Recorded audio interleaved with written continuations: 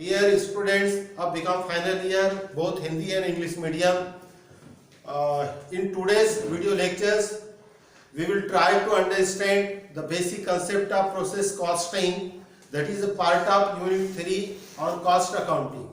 As per the Nagpur University syllabus, the topic process costing is in the Unit 3, and again it's reflected in the question number 3, where the question number 3A will be the theoretical answer of 8 marks, then B practical problems of 8 marks, and if you are not in a position to solve these both, then there is or athwa C numerical problems of 16 marks. So as far as concerned the process costing, in today's video lectures I will explain you what actually are the process account, what are the basic concept of process account, why process accounting system is adopted to ascertain the cost of production, particularly in process costing, what are the different contents which are being utilized and used and discovered in the process costing.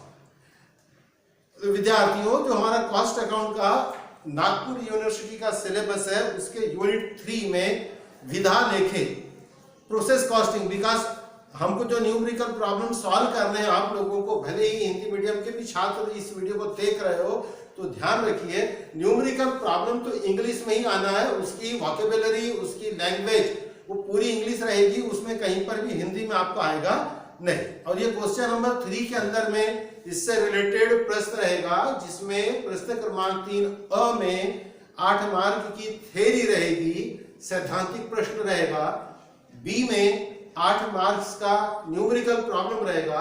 और यदि आप ये दोनों नहीं करना चाहते हैं तो आपके सामने ऑप्शंस अथवा का है, आप क्वेश्चन नंबर 3C को अटेम्प्ट करेंगे, जिसमें 16 मार्क का न्यूमेरिकल प्रॉब्लम्स रहेगा।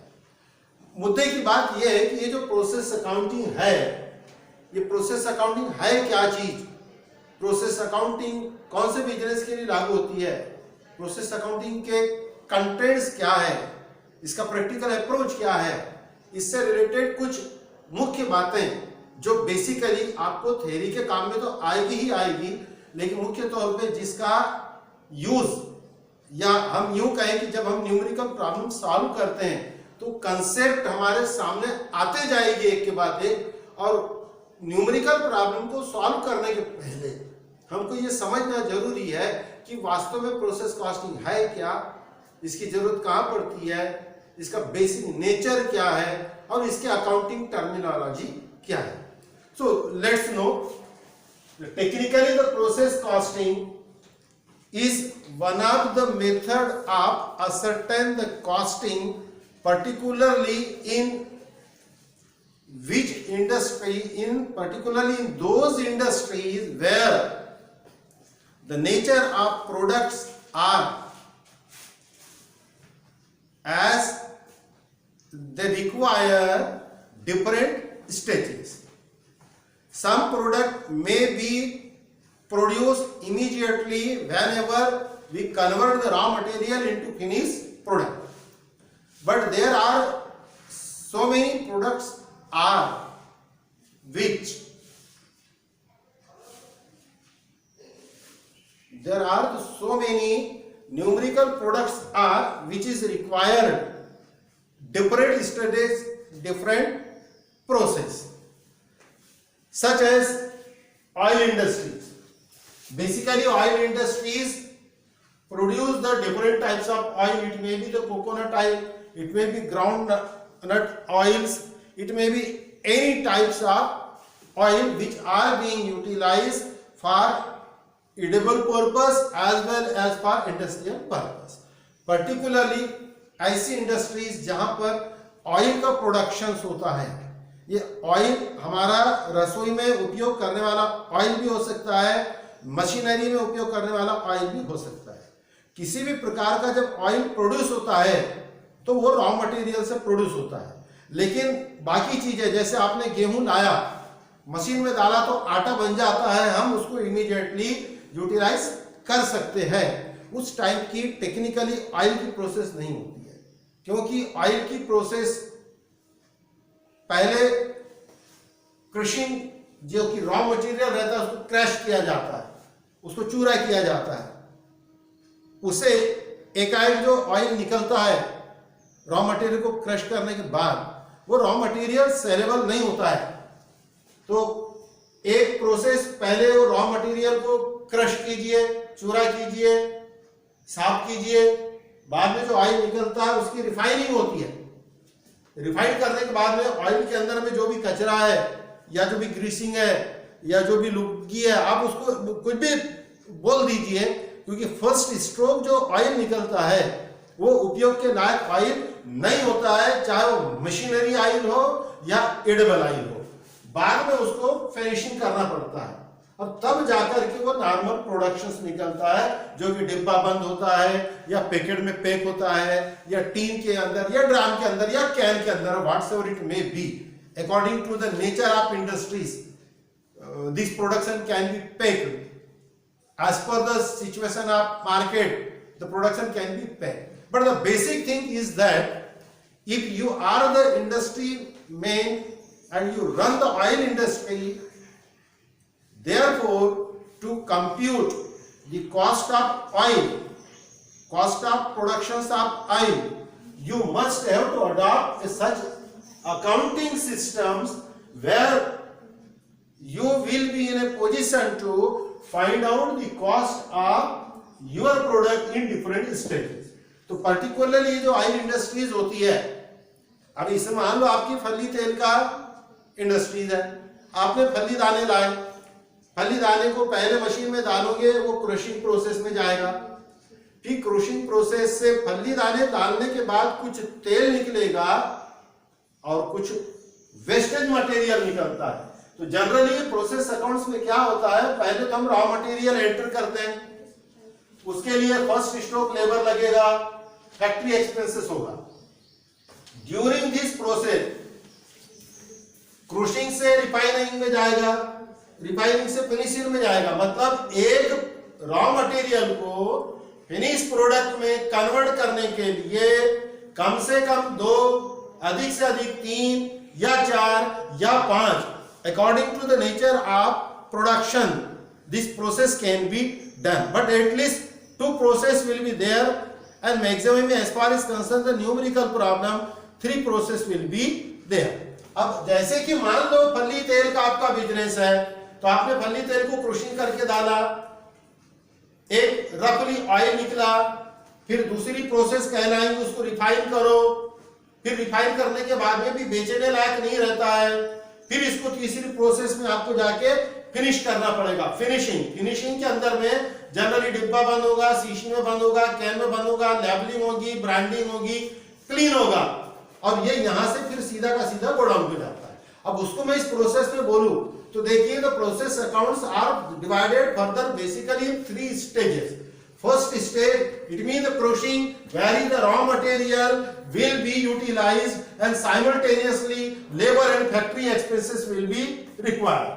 Process account विधा लेखे की पहली प्रोसेस में जो कच्ची सामग्री है उसके ऊपर में प्रक्रिया की जाएगी। विधा लेखे को, प्रोसेस अकाउंट को हिंदी में प्रक्रिया खाते भी बोलते हैं। हिंदी मीडियम के विद्यार्थी तैयार है, सिर्फ विधा लेखा बोलने से काम नहीं होगा।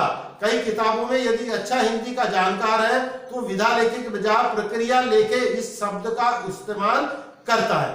वो क्यों करता है? क्योंकि इसका नेचर ही वैसा है कि भी कोई भी ऐसा प्रोडक्ट जो कच्ची सामग्री से फाइनल प्रोडक्ट तक कन्वर्ट होने के लिए भिन्न भिन्न प्रक्रिया से गुजारा जाता है, इसीलिए उसको प्रक्रिया लेखा कहा जाता है। Any types of product which is required to different process for convert the raw material into final product, and to convert the final product from raw material is not a single easy task because it is require some process.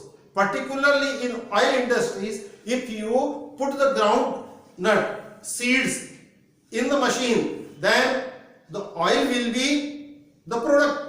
But this product will not in a position to sell immediately because it is not in a form of use. Therefore, you need another process, and it is called refining, where some raw material, wastage, etc., will be filtered, and then the usable oil will be transferred to next process, that is finishing, and in the finishing process that oil will be dumped and keep in a bottle or can or polythenes, and it will be packed, make the brand, put the mark of your trade, and etc., and then it will be transferred to godown for final sale.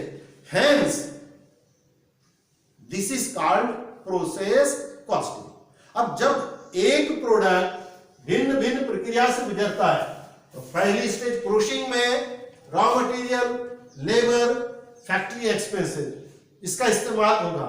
अब आपका खोबरा बोल लीजिए या फली दाने machine में डालने के बाद पहली प्रोसेस में मशीन के आउटपुट में से आपको फली दाने निकलने वाले नहीं है, निकलेगा तेल, लेकिन वो तेल उपयोग के लायक नहीं होगा. और उसी के साथ साथ वहां पर कुछ नॉर्मल लॉस हो जाएगा, थोड़ा सा, जिसे हम लॉस इन वेट भी कई बार बोला जाता है. Basically both are the common thing, normal loss, loss in weight, wastage. Now this wastage is equal to many a time called as a scrap. अब फली दाना डाला तो ख्याल रखिए प्रोसेस कॉस्टिंग इसलिए भी की जाती है. आपने 100 किलो फली दाना मशीन में डाला, प्रक्रिया हो गई, प्रक्रिया होने के बाद जो तेल निकलेगा भले ही यूजेबल नहीं है, लेकिन आप उस तेल को वजन कीजिए, वो वजन आपको 10 किलो नहीं मिलेगा, वो या तो 6 किलो मिलेगा, 7 किलो मिलेगा, 8 किलो मिलेगा. मान के चलो थोड़ी देर के लिए आपने 10 किलो फली दाना डाला, प्रोसेस हुई, मशीन में से तेल आपने डंप किया, उसको वेट कर रहा है, वो हो गया 7 kg. अब प्रश्न इतना होता है, भाई साहब आपने जब 10 किलो फली दाना डाला तो 7 किलो तेल निकला, तो बाकी गया कहां? तो उसका आंसर है फली तेल के साथ साथ एक वेस्टेज निकलेगा, स्क्रैप निकलेगा, जो कि ढेप है. केक इंग्लिश में बोला जाता है, हमारे हिंदी मराठी के शब्द है ढेप खल्ली जिसको बोलते हैं, जो कि जानवरों को खाने के काम में आती है. वो निकल गई 2.5 किलो. फिर भी आप बोलेंगे सर 10 किलो फली दाने डाले, 7 किलो तेल निकला, 2.5 किलो फली निकली, अभी भी आधे किलो का फर्क है. ये आधा किलो कहीं कुछ मिलने वाला नहीं है, तो ये गया कहां? ये मशीन ने खा गई. यदि आपको मजाक की भाषा में समझाना है तो मैं कहूंगा ये मशीन ने कंज्यूम किया, मशीन ने खाया. Technically this is none other than it is a loss in weight और नॉर्मल लॉस. आपको इसको यदि पहचानना है तो एक एक्सरसाइज मैं आपको देता हूं. घर में चावल गेहूं सबके पास में रहते हैं, आप 1 किलो चावल लो और ये मान करके कि बहुत ही लेबर टाइप के लोग हैं जहां पर आपको उनको 1 किलो चावल 10 लोगों में बेचना है, तो 10 लोगों में बेचना है तो आप सबको 100-100 ग्राम दोगे. तो आप उसको एक तराजू लो और तौलना चालू करो, एक को 100 ग्राम दो, दूसरे को 100 ग्राम दो, तीसरे को 100 ग्राम दो. मेरा दावा है 10वें वाले को आप 100 ग्राम चावल नहीं दे सकते, कुछ न कुछ 10 ग्राम, 5 ग्राम, 20 ग्राम कम पड़ेगा. अब प्रश्न ये उठता है कि आपने चावल तो 1 किलो लाया, 10 लोगों को बांटना है तो 100-100 ग्राम हो गया, फिर आखिरी वाले को मिला कम. क्यों? कहीं गड़बड़ी हुई क्या? कहीं कोई गड़बड़ी होती नहीं है. This is the nature of process costing. तो मुद्दे की बात 10 किलो फली दाना. अब कॉस्टिंग जो होती है, कॉस्टिंग इसीलिए होती है कि आपको स्टेज टू स्टेज पता निकालना पड़ता है. मान लो ये फली दाना आपने 100 रुपए का डाला, आपको यहां पर लेबर लग गया 100 रुपए का और आपको फैक्ट्री का खर्चा भी आया 100 रुपए का. इसका मतलब है फर्स्ट स्टेज में आपको ऑयल बनाने के लिए उसकी कॉस्ट हो गई 300 रुपए. अब फाइनल प्रोडक्ट करते समय ये आपकी खली जो निकली थी, ढेप निकली थी, कैक निकली थी 2.5 किलो. अब बिकॉज आपका बिजनेस ऑयल का है, आपको ऑयल सेल करना है, और यहां पर भी जो ऑयल निकला और ये जो कैक निकली, ये निकली थी 2.5 kg, ये निकली थी 7 kg, और आपने यहां पर सीड जो ये रॉ मटेरियल था ये इंटर किया था 10 kg. Now you understand the nature of process costing, why it is prepare. Basically you are producer of oil, yes, therefore the raw material, labor, machinery, etc. is required. and the cost of this process is 300. Out of 300 आपको cake 2.5 kg मिली और ये आपने cell किया 50 रुपए में, मान के 50 में सेल किया, तो ये ऑयल की कॉस्ट कितनी होगी? 250. इसका मतलब during the oil production you utilize the first process, that is the crushing process, and in the crushing process, according to the nature of this process, you have produced crude oil, kacha tel, that is not sellable, not usable, but because you are the industry of oil, therefore for further process, now this 7 kg oil of rupees 250 will transfer to refining process.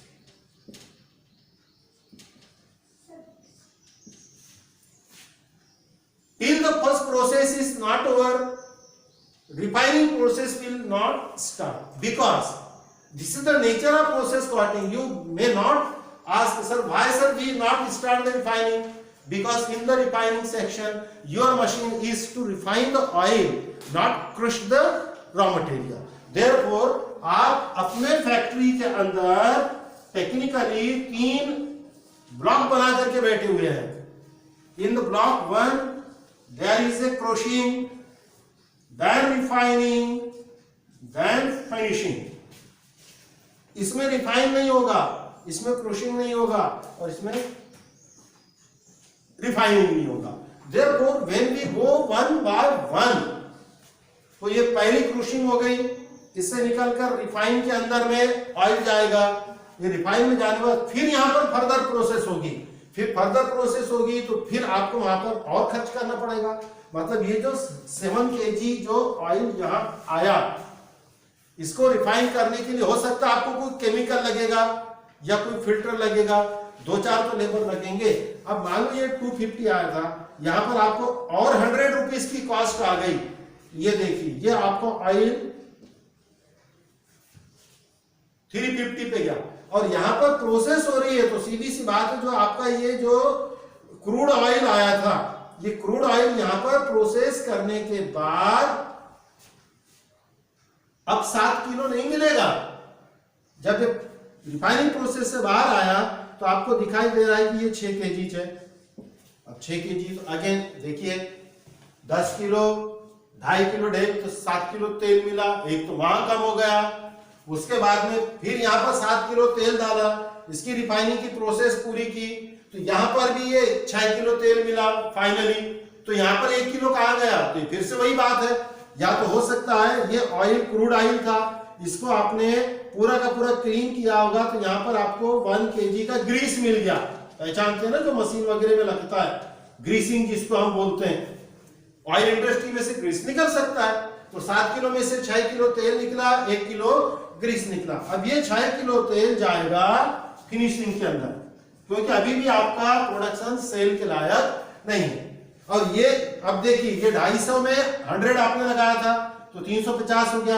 अब ये 1 kilo Greece निकला, तो इसको आप रखोगे काय के लिए? बेच दिया आपने इसको 50 रुपए में. तो whenever the scrap or wastage, it can be sold, and the sold means you receive the income and it will automatically reduce the cost of production. तो यहां पर रिफाइनिंग ऑयल जो 250 रुपए की कॉस्ट में क्रूशिंग प्रोसेस से आया था, आपने उसको रिफाइन करने के लिए और 100 का एक्सपेंसेस किया, तो आपकी टोटल कॉस्ट हो गई 350. 350 में से फाइनली आपको 6 किलो रिफाइंड ऑयल मिला और 1 किलो का ग्रीस मिला. बिकॉज आपका बिजनेस ग्रीस का नहीं है, तो आपने इसको औने पौने दाम 1 किलो ग्रीस 50 रुपए में बेच दिया. 50 रुपए में बेचने के कारण ये 6 किलो ऑयल की कॉस्ट हो गई आपके लिए 300. राइट. अब ये फिनिशिंग प्रोसेस में जाएगा, तो अब ये ऑयल चूंकि आपको फर्दर प्रोसेस नहीं है, अब इसको सेल करना है, तो इसके लिए आपने 50 रुपए के सीसी ली, 100 रुपए की कैन ले ली और इसको 50 रुपए के ढक्कन लग गए.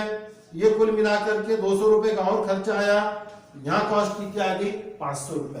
और ये ऑयल 6 kg जैसा का वैसा आपका अभी फिलहाल सलामत है, क्योंकि फिनिशिंग के अंदर में कोई ज्यादा लॉस ऑन वेट वगैरह होता नहीं। फिनिशिंग का मतलब होता है कि the oil is ready but we can not sold the oil in open market without packing.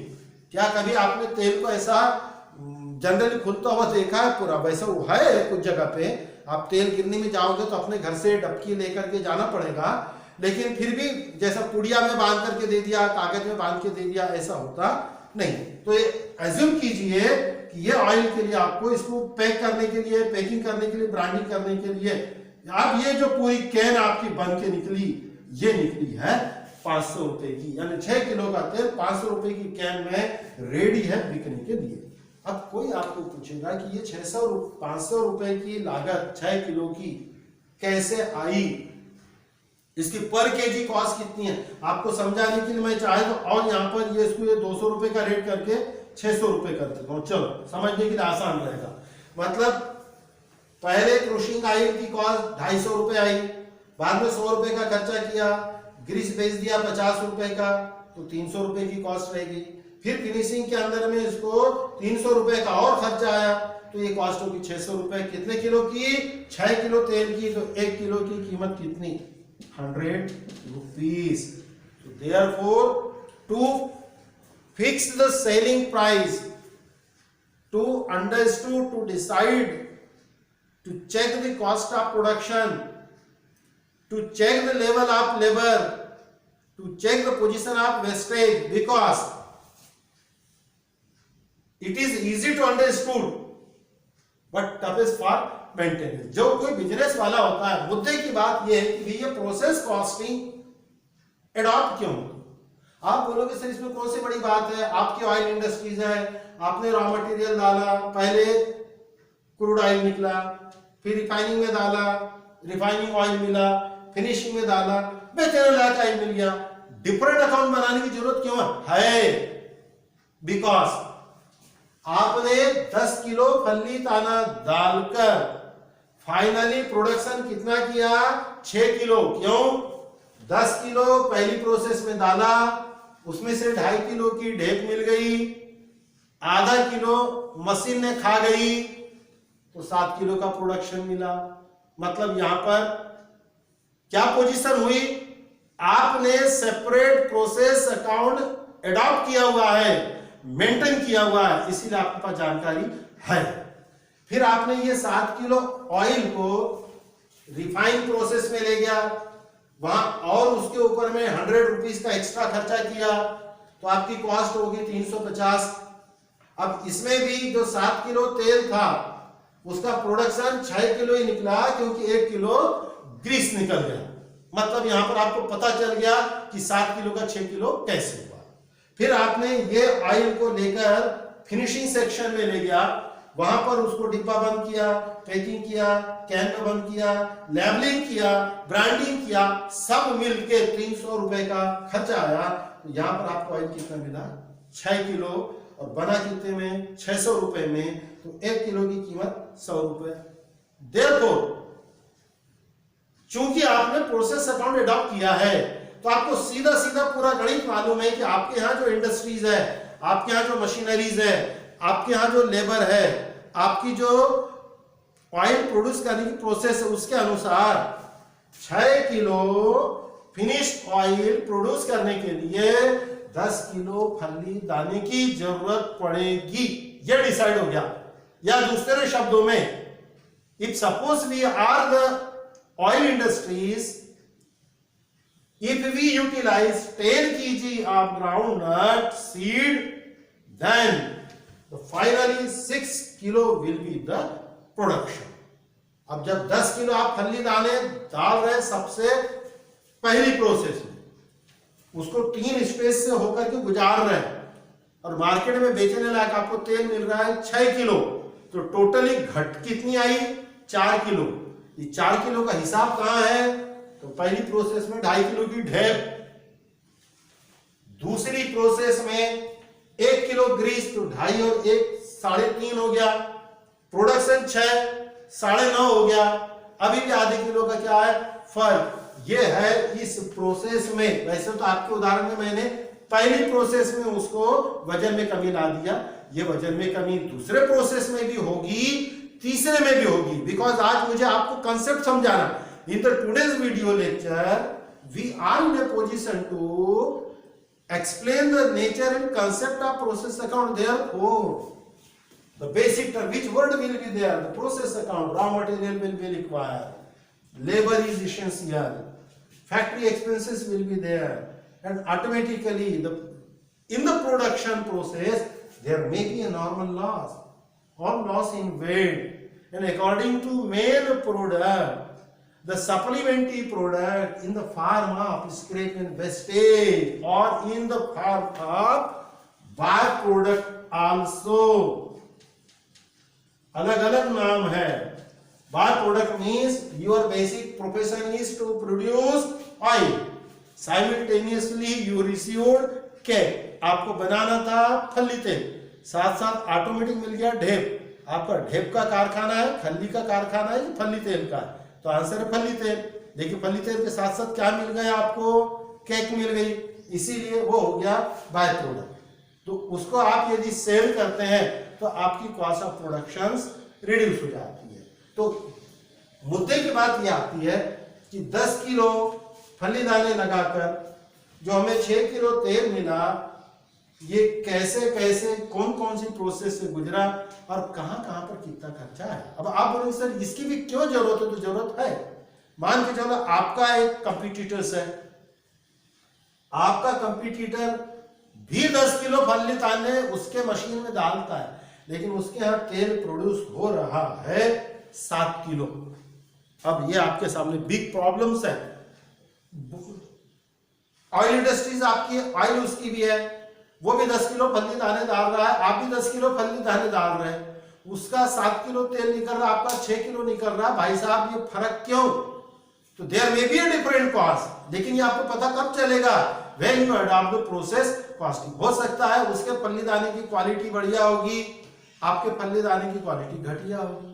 हो सकता है उसके लेबर ज्यादा इफिशियंस होंगे, आपके लेबर कम इफिशियंस होंगे. आप बोलेंगे सर लेबर में भी इफिशियंसी और कम इफिशियंसी का क्या मामला है? तो उसके लिए जरा लॉकडाउन तो नहीं चल रहा, ठीक है, अभी कोरोना चल रहा है, खाली पीली बैठे हो, जरा जाओ कोई इंडस्ट्रीज आप घूम करके आइए, तब देखिए ऑटोमेटिक मशीन अभी हर जगह आ गई है, फिर भी मशीनों के साथ साथ मेन पावर इफिशियंसी है. मुद्दे की बात आती है कि कोई भी मशीन जहां प्रोडक्शन होता है वहां पर रॉ मटेरियल कंटिन्यूस डालना पड़ता है. कंटिन्यू डालो तो प्रोडक्शन कंटिन्यू होता है. यदि आपने फली दाने डाला तो ऑयल निकलेगा.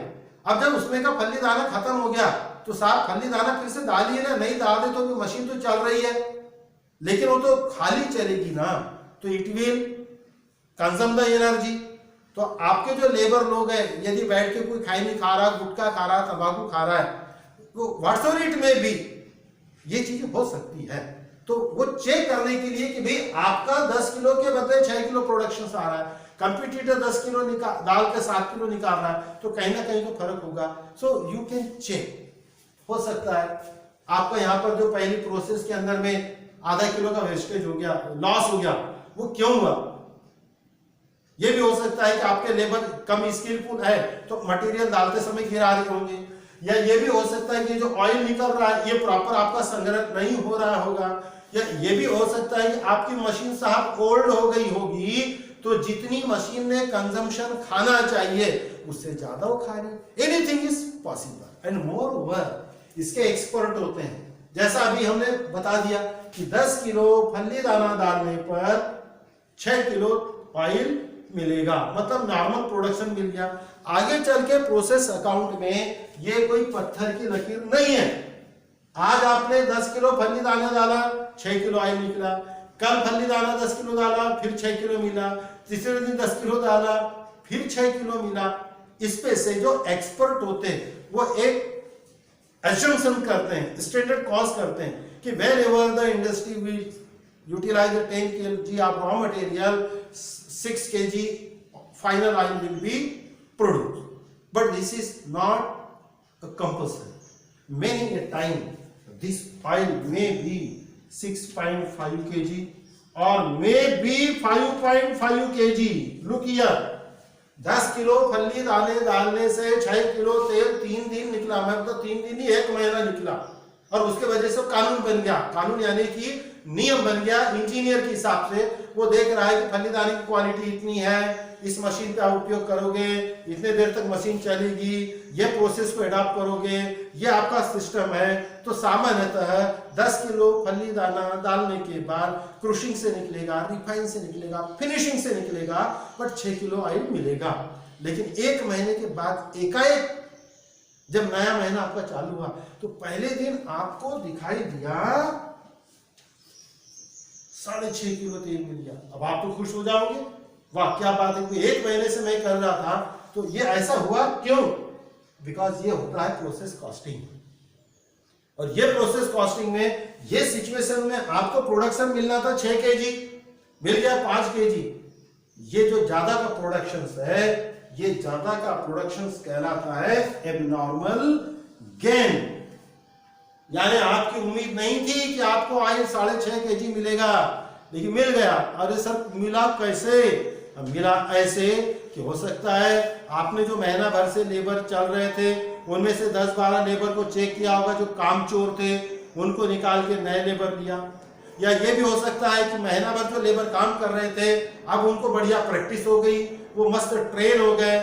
शुरू में नई नई मशीन थी, नए नए मजदूर थे, उनको समझने में टाइम लगा, अभी उनका पूरा रूटीन वर्क हो गया है। पहले नई मशीन थी, नई मशीन कभी भी रॉ मटेरियल ज्यादा खाती है, ख्याल रखो। अब वो भी मशीन भी रूटीन में आ गई, मशीन में रूटीन आने के कारण वो बड़ा प्रोडक्शन दे रही है। कई बार बोलते हैं गाड़ी चलाओ तो नई गाड़ी अभी एवरेज कम दे रही है, जैसे ही रोड पे चलना चालू हो जाएगी ऑटोमेटिक अच्छा माइलेज आ जाएगा, यही बोला जाता है ना। हमें तो यही सिखाया गया। अब आप नई जनरेशन की स्टूडेंट हो, आपका क्या गणित मुझे पता नहीं, बट कोई भी मशीन जब पहली बार आती है तो वो प्रोसेस का पार्ट बने तक थोड़ा कंजम्पशन ज्यादा लेती है। तो हो सकता है 1 महीने बाद में आपकी मशीन पूरे रंग में आ गई हो, इसीलिए उसने आपको ज्यादा प्रोडक्शन दे दी। प्रोसेस अकाउंट की टर्म में ये कहलाता है नॉर्मल गेन। लेकिन आप खुश मत होइए, अभी जो आपको महीनों से 6 किलो ऑयल मिल रहा था आपका ये 5.5 भी हो सकता है। अब आप बोलोगे अब ये खुश होने वाली बात नहीं है, अरे बोलेंगे एक क्या हो गया? तो कुछ भी हो सकता है। मशीनें पुरानी हो गई हो, मशीनें पुरानी होने के कारण वो 10 बार चल रही, 10 बार बंद हो रही, 10 बार चल रही, 10 बार बंद हो रही। भाई साहब जितने बार मशीन चलेगी बंद होगी, चलेगी बंद होगी, उसका प्रोडक्शन पर फर्क पड़ता है। इसीलिए आपको प्रोडक्शन कम होगा। आपके जो लेबर है वो कई दिनों से आपने लेबर बदले नहीं, तो लेबर भी जरा ज्यादा शाइने हो गए, वो अपने हिसाब से काम कर रहे हैं। उनका कहना है कि सालों साल से मैं यहाँ काम कर रहे हैं, इतना प्रोडक्शन देते हैं और आप उनको तनख्वाह तो अच्छी कुछ दे नहीं रहे हो, दिवाली का बोनस नहीं दे रहे हो, तो उनको भी थोड़ी लिथर्जी आई होगी मे बी। या ये भी हो सकता है कि आप जो रॉ मटेरियल फलीदाना ला रहे थे, जिसके पास से ला रहे थे, वो उसके गुडविल पे ला रहे थे, कॉन्फिडेंस पे ला रहे थे, आपके बीच में म्यूचुअल अंडरस्टैंडिंग थी। आपकी बार उसने आपको दिया धोखा, जो क्वालिटी का फलीदाना देना था वो दिया नहीं, और आपने उसको चेक किया नहीं, और मशीन में लगाने के बाद जब ऑयल कम निकला तब आप पता निकाल रहे, तो आपको रीजन पता चलता। मुद्दे की बात है कि ये निकलना था 6 किलो, मिला 5.5।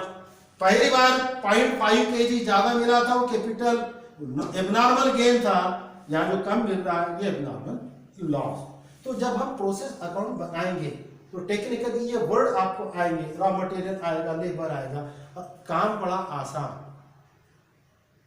We have to compute the input cost in each and every unit, then we'll deduct some earning from the respective process, and ultimately जो प्रोडक्शंस आएगा। अब इसमें जो प्रोडक्शंस आता है इसका नेचर ही है कि पहली प्रोसेस का प्रोडक्शन नेक्स्ट प्रोसेस का रॉ मटेरियल बन जाता है, क्योंकि आपका ऑयल यहाँ क्रूशिंग होगा, आप डायरेक्ट रिफाइनिंग में नहीं डाल सकते।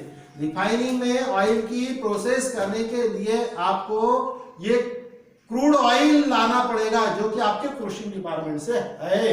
इसीलिए बोला जाता है कि इसमें पहली प्रोसेस का फाइनल प्रोडक्शन नेक्स्ट प्रोसेस का रॉ मटेरियल होता है, फिर इसके ऊपर प्रोसेस होंगी, फिर इसका जो प्रोडक्शन निकलेगा वो फिनिशिंग के लिए रॉ मटेरियल होगा, और इसका जो प्रोडक्शन से निकलेगा ये सेलेबल टू गोडाउन। इसीलिए यहां पर बोला कि तो प्रोडक्शन से निकलता है, ये ट्रांसफर टू गोडाउन होता है और ये ट्रांसफर टू नेक्स्ट प्रोसेस। अब आप बोलेंगे सर ये दोनों कैसे होगा? अभी आपने कहा कि भी यहां से क्रूड ऑयल निकलेगा, ये बेचने लायक नहीं है इसीलिए ये प्रोसेस में जाएगा, फिर यहां से फिनिशिंग के लिए और जाएगा, फिर ये दो कैसे होंगे? तो दो ऐसे होते हैं। मान लो पहली प्रोसेस है 10 किलो फल्ली दाना डाला, 10 किलो फल्ली दाना डालने के बाद उसमें से 2.5 किलो क्या निकली? खली, केक, ढेप।